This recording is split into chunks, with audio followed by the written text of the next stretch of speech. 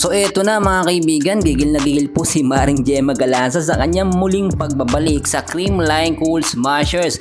Nakapaglaro si Mari natin mga kaibigan dito sa set 2 at kitang kita nyo sunod-sunod po yung kanyang mga ginagawang puntos mga kaibigan at very unstoppable yun, unpredictable.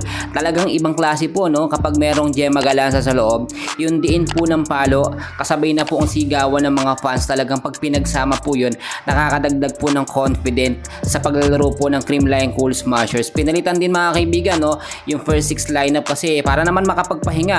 At pagdating nga po dito sa set 2, ang ganda ng performance si Gemma Galanza, nakapaglaro din po siya hanggang sa set 3. Well mga kaibigan, sa naging laban nga po ng CCS at ng Farm Fresh Foxes, nakita naman natin easy 3 set lamang po yung naging laban.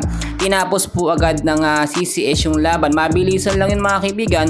Talagang natambakan po nila ng malala itong Farm Fresh. Nakita natin yung first 6 lineup ay yung pangmalakasan pa rin nila, si Gumabaw, si Negrito, si Max Panaga, Bede Leon, Pons at Erica Stonton. Pero nakapaglaro naman yung ibang mga bench player bago matapos po yung set 1 at si Gemma Galanza ginamit po sa set 2.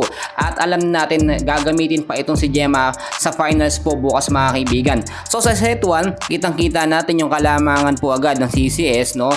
Naka ilang puntos po agad sila doon no. 25 to 15 no. 10 points po ang kalamangan ng Creamline. Nakita naman natin kapag itong Farm Fresh mga kaibigan ay kinakabahan, ang dami po nilang error mga kaibigan. Samantalang sinasamantala agad yun ng Creamline. Hindi po talaga nila pinagbigyan, bagkos talagang binigyan nila ng matinding laban. Ganyan po ang Creamline mga kaibigan. Hindi po talaga sila nagpapakampante. Kasi lagi talaga natin pinapaalala na bilog ang bola. Pero kapag ka nag-ingat at hindi ka naging kampante ay mananalo po talaga ang Creamline sa game nila.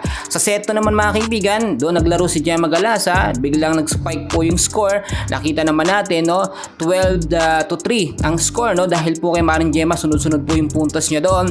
Pero nakita naman natin nakahabol ang kaunti, nabawasan naman kahit kalahati no kalamangan po ng CCS doon sa set 2. So nagtapos yung set 2 sa score na 25 to 13. Ang laki ng kalamangan. Then sa set 3 mga kaibigan, dito nga nilalaro-laro na lang ng CCS dahil nakuha na nila yung 2 puntos sa pagkapanalo. Early po ng set 3 medyo nakalamang ng 2 points itong Farm Fresh, pero syempre hindi naging kampante ang Creamline dyan. Kapag ganyan nakakalamang ang kalabang, mas lalo po nilang ginagalingan mga kaibigan. So ang inaabangan talaga natin ngayon yung finals dahil etong maglalaban nga po na Kurashige Ablis at Signal.